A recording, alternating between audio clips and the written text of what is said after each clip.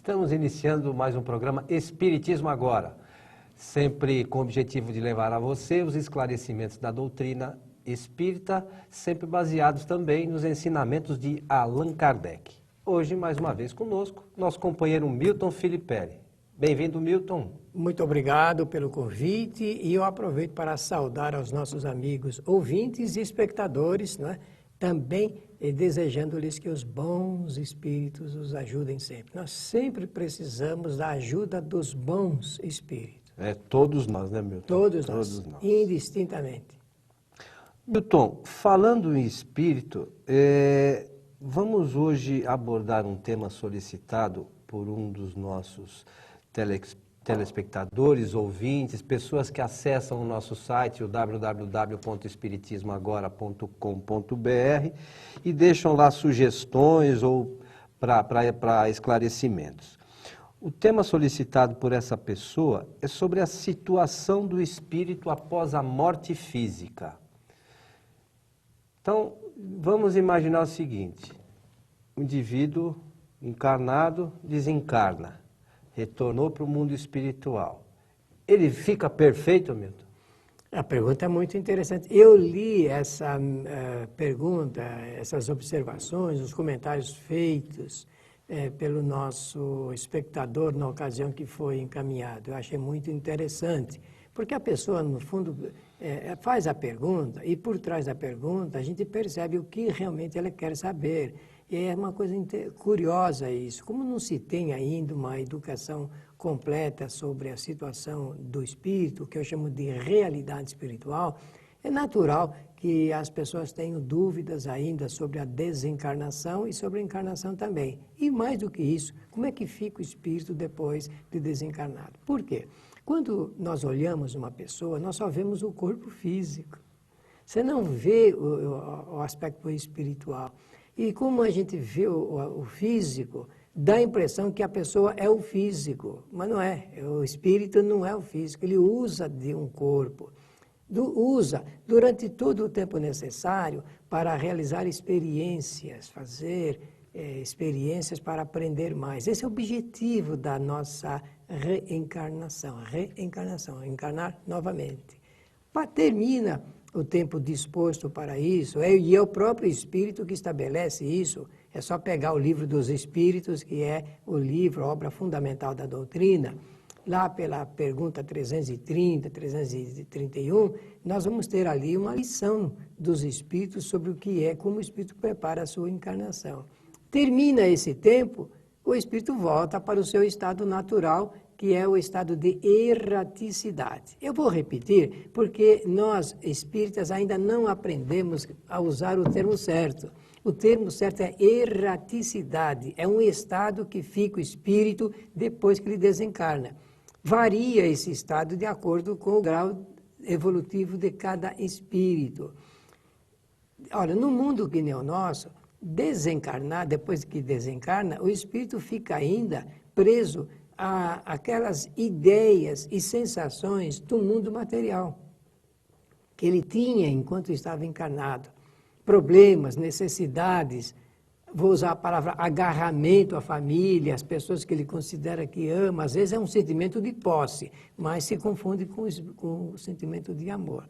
Não, o espírito não fica perfeito porque desencarna com ele. A desencarnação é um momento de libertação do espírito às amarras do mundo material, que ele usou o corpo, às vezes usa muito bem e outras vezes usa não tão bem assim, muito mal, e ele vai sofrer com toda certeza as aflições, as angústias e as desesperanças, por vezes, de uma má vida, de uma vida ainda desregrada. Ou seja, o espírito, quando desencarna, ele continua exatamente do mesmo jeito que ele é quando está aqui. Pensando e sentindo. Tudo do mesmo jeito. Se ele tem vícios, o espírito acha que ainda tem os vícios. Se ele é um espírito encarnado, uma má pessoa, quando ele desencarna, ele continua sendo um mau espírito e assim sucessivamente. Ele permanece na mesma condição. Não existe uma mudança do dia para a noite, virou santo. Isso não existe. Essa palavra é a palavra-chave da compreensão espírita, a condição. Você falou muito bem. a condição do espírito. Qual é? Então, depende dos mais variados graus de experiência que ele fez.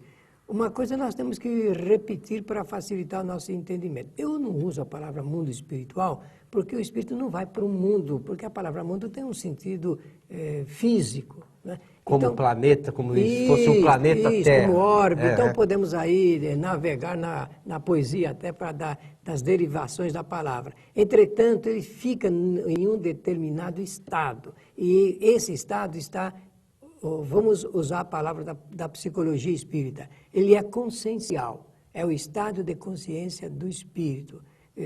Onde está o pensamento, está o espírito. Concorda com isso? Claro. Por quê? Porque o pensamento emite ondas eletromagnéticas e se ele emite ondas eletromagnéticas, funciona que nem um ímã de atração ou de repulsão. O espírito é atraído para os lugares, para os locais onde está o centro do seu interesse.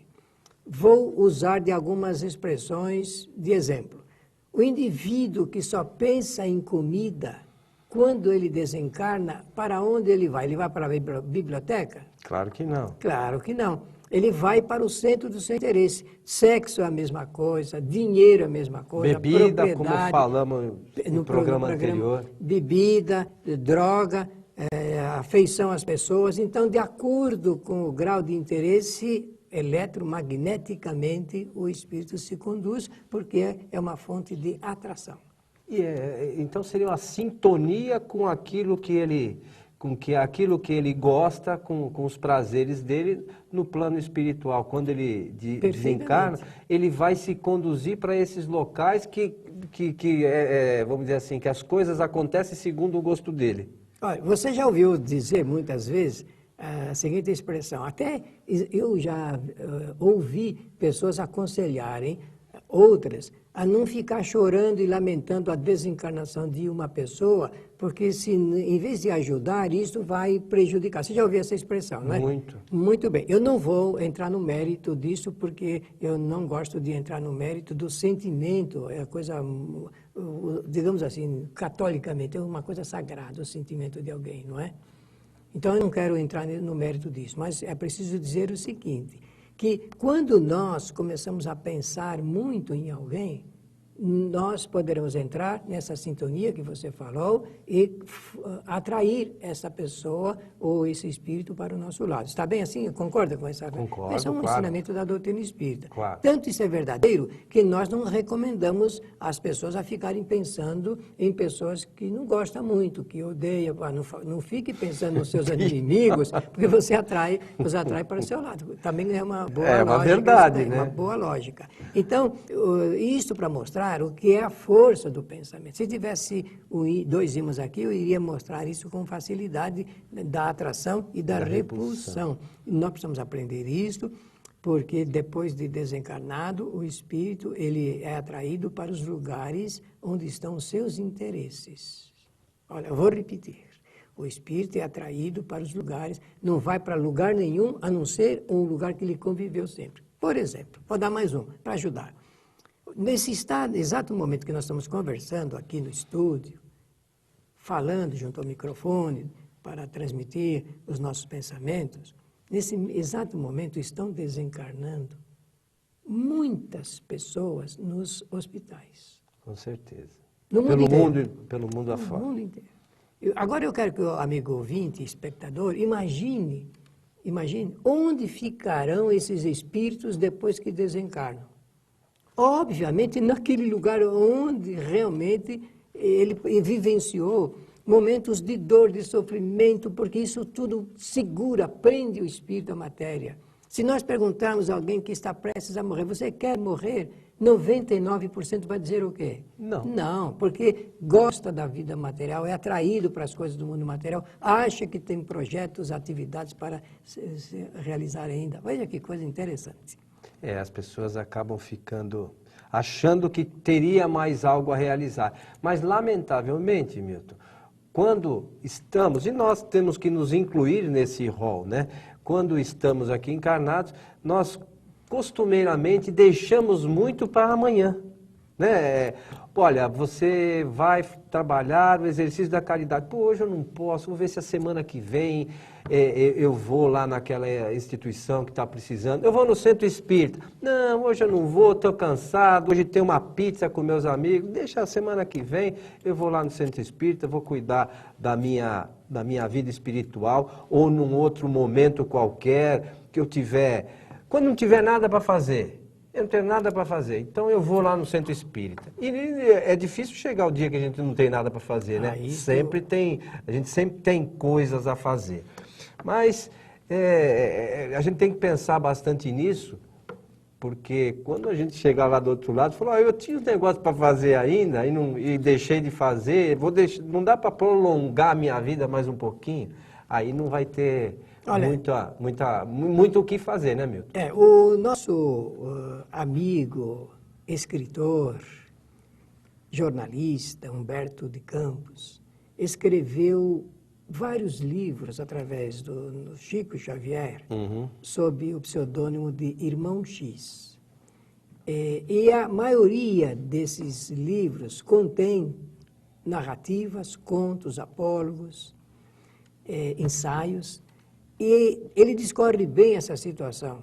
Então, há um livro dele chamado Contos e Apólogos, que eu convido os nossos amigos ouvintes a lerem, porque ali, olha, temos que entender que ali é uma figura de um jornalista, de um escritor, contos e apólogos, para poder fazer uma referência a respeito dessa situação dos espíritos que deixam a matéria e depois são obrigados a fazer essa revisão sobre a sua vida e percebe que deveriam realizar coisas que não realizaram. Hoje, abordando o tema, a situação dos espíritos depois da morte física. Há uma outra questão que você comentou, Milton, sobre... Você estava comentando dos relatos do Humberto de Campos com relação a alguns espíritos que trazem as informações por intermédio da psicografia do Chico Xavier. E a gente tem muitos relatos também nas casas espíritas, através das mensagens trazidas pelos próprios espíritos, através dos médiuns, né? Você tem algumas experiências com relação a isso, né, Milton? Ah, sim. E é interessantíssimo isso, o relato deles conversando conosco, ou através da psicografia, ou através da voz, do médium falante, né? Da psicofonia. E eles demonstram a sua situação. Existem mais ou menos 15 ou 16 tipos que são característicos de espíritos que desencarnam e que se comunicam nas reuniões mediúnicas. 15 a 16. Entre eles, existe um variado número de espíritos que não sabem exatamente que desencarnaram, que não se aperceberam ainda da desencarnação. Quer dizer, a desencarnação é o ato de desencarnar, de deixar o mundo material, deixar a carne. O corpo físico. O corpo físico. E eles vivem como se estivessem ainda aqui na Terra. Isso se traduz por um momento doloroso para o espírito, porque eles não estão mais encarnados, mas a imaginação, o pensamento, as ideias reflexivas são exatamente como se estivessem ainda no mundo encarnado, no mundo de encarnados. E isso faz com que a orientação a ser dada seja muito cuidadosa, porque você tem que ir levando o espírito pouco a pouco a fazer uma reflexão sobre a sua existência, até ele próprio chegar à conclusão de que já não estão mais no mundo físico. Por isso que nas chamadas reuniões mediúnicas se toma muito cuidado com a conversa com esses espíritos. E o tema aí é a situação dos espíritos depois da morte física. Então esse é um tipo que nós temos que ter muito amor, que temos que trabalhar para não chocar o espírito. Não chocar o espírito. Imagine você, o espírito, se você está numa reunião e alguém chegar e dizer, fique despreocupado, porque agora você já não tem mais o corpo físico, você já morreu mesmo. Ele nem sabe que isso morreu, é um né? choque para o espírito, do ponto de vista psicológico, vamos usar essa expressão. Então é preciso tomar muito cuidado com isto. Como a pergunta que foi feita pela nossa ouvinte, espectadora, sobre essa matéria, me parece que foi um ouvinte, né? Sobre essa matéria. É ligado exatamente como entender a mecânica da morte, porque aí, no fundo é isso. É uma lei natural? É. Só que não é porque é uma lei natural que nós temos que ser indiferentes, frios em relação a ela. O espírito, depois de algum tempo, ele mantém ainda fortes ligações com os membros da família. É preciso que se tome cuidado em fazer referências a ele, boas ou más. Eu penso que dizendo assim, já estou chamando a atenção para esse aspecto até, às vezes, de você falar mal de quem já foi. Eu queria só fazer um relato baseado nas coisas que você está comentando. Você sabe que na nossa casa, a Fraternidade Francisco de Assis, nós fazemos um treinamento de psicografia. E como você falou, nesses trabalhos são conduzidos espíritos em diversas condições. No trabalho dessa semana, inclusive, foi conduzido um espírito que ele não sabia que tinha desencarnado. E ele estava, a médium que recebeu a psicografia, ela também tem a vidência. Então ela dizia que antes de iniciar a psicografia propriamente dita, esse espírito já estava ali próximo, muito impaciente, porque ele não sabia da condição dele, nem o que ele estava fazendo ali, né? Muito menos, né? E aí chegou o momento da psicografia, ela fez o relato, o espírito fez o relato que a última coisa que ele se lembrava é que ele estava no hospital e tinha escutado os enfermeiros, os médicos comentando que ele estava com 80% do corpo queimado. E ele não entendia, porque ele sentia aquelas sensações ainda do corpo queimado, né? E aquilo, ele não sabia o que tinha acontecido, porque as sensações permaneciam. Aí ele terminou o relato, a médium, com a vidência, percebeu que os amigos da espiritualidade socorreram essa pessoa, levaram algo como se fosse panos e colocaram sobre o perispírito, né, para, de alguma forma, acalmar esse espírito. Mas é uma coisa bastante interessante, né, porque o espírito, como você falou também, ele fica mentalmente, embora não tenha mais o corpo físico, ele fica com muitas sensações ainda, né, Milton? Carrega essas sensações. Olha, para entender essa mecânica, eu convidaria a todos para a leitura completa do capítulo do Livro dos Espíritos, escrito, esse capítulo é de autoria inteira de Allan Kardec, não há ali pensamento dos espíritos, não há perguntas e respostas, e ele vai tratar dos sofrimentos e sensações dos espíritos. E é nesse capítulo que muita coisa se aclara para as fantasias que a gente tem no pensamento. Aí nós somos obrigados a reconhecer como que o espírito ele pensa e imagina depois de desencarnado. E ele projeta sobre o seu perispírito, em decorrência do seu pensamento, essas sensações. Se ele foi um suicida, se ele morreu dessa forma como você está salientando aí, por queimaduras desse grau. Tudo isto é relatado para mostrar que o que vale mesmo é o pensamento e a imaginação do espírito. Kardec, em uma dos números da Revista Espírita, ele faz um relato a respeito de uma pequena village lá em Paris, em que um padre, um pároco, ele tinha um coração tão bom, e ali se faz muito frio, em Paris, né? São quase 5 meses de frio no ano, e ele então tinha o hábito aí à noite levar sopas para as pessoas da rua, os mendigos que padeciam do sono. Então ele preparava lá na sua cozinha as tigelinhas de sopa quentinha e levava para esses mendigos. E esse padre morreu. E Kardec achou de bom juízo evocá-lo em uma das reuniões da Sociedade de Estudos Espíritas de Paris. E evocou o padre. E o padre, então, diante de uma das perguntas, o que é que o senhor está fazendo? Eu continuo distribuindo a minha sopa lá para os meus mendigos, não é? Então Kardec vai explicar que ele não poderia mais fabricar sopa alguma, porque não tem elementos para isso em estado de erraticidade, que ele fazia tudo através da sua imaginação. Ele imaginava preparar, imaginava a sopa quente, imaginava levar.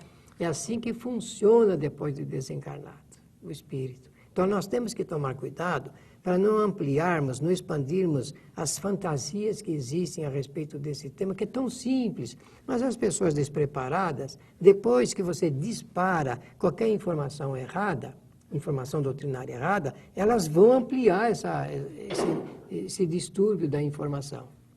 Entendi. Ô Milton, tem uma outra questão que esse nosso amigo solicita aqui, que é saber se o espírito, esse espírito desencarnado, pode voltar para ter contato, para se aproximar das pessoas que ele amava. É uma pergunta, veja que é um grau de interesse muito grande, uma necessidade desse conhecimento, porque duas situações. Vejam o que eu vou dizer. Se nós dissermos assim, não volta. Olha, nós frustramos a pessoa, não é verdade? Mas a doutrina espírita trabalhou com uma realidade do fato, cientificamente comprovado. Sim, o espírito, ele retorna e ele envolve magneticamente, fluidicamente os membros da família, com seus sentimentos de amor, procura inclusive ajudá-los. Se é uma mãe que parte, não é assim que é a palavra, procura ficar junto dos filhos, inspirando-os para o bem, até tentando trabalhar esse assunto ligado com pensamentos, de decisões na vida, para que realmente as coisas caminhem favoravelmente. Eu vou dizer o seguinte, a lei de Deus é perfeita. O nosso entendimento é que é falso, que é falho. A lei de Deus é perfeita. O nosso pensamento é que é errôneo. Eu penso que também posso didaticamente dizer assim, a verdade é uma só, mas cada um de nós a vê de acordo com a perspectiva do seu grau de evolução. Do seu entendimento. Do seu entendimento. Então, se a pergunta é assim, os espíritos retornam para poder abraçar as pessoas que ama, sim. Não é só abraçar, mas para ajudá-las, inclusive, muitas das vezes. Esse é um tema que nós, com certeza, voltaremos a muito ele, importante. Em outras ocasiões, até lembrando aqui que tem uma questão muito complicada, que é aquelas pessoas que ficam lamentando e chorando a morte dos seus entes queridos, de alguma forma precisam tomar um certo cuidado, porque dependendo da condição desse espírito, elas podem estar atrapalhando a ele. Mas a gente vai voltar ao tema em breve e a gente pormenoriza isso de uma forma bastante clara, né, Milton? Isso mesmo. Chegamos ao final de mais um programa. Milton, muito obrigado pelo convite e eu desejo que os bons espíritos nos ajudem sempre. E lembrando que você que nos assiste pode assistir também no site tvfraternidade.com.br as palestras da nossa casa, sempre às sextas-feiras, a partir das 19h30. Esperamos você no nosso próximo programa. Até lá!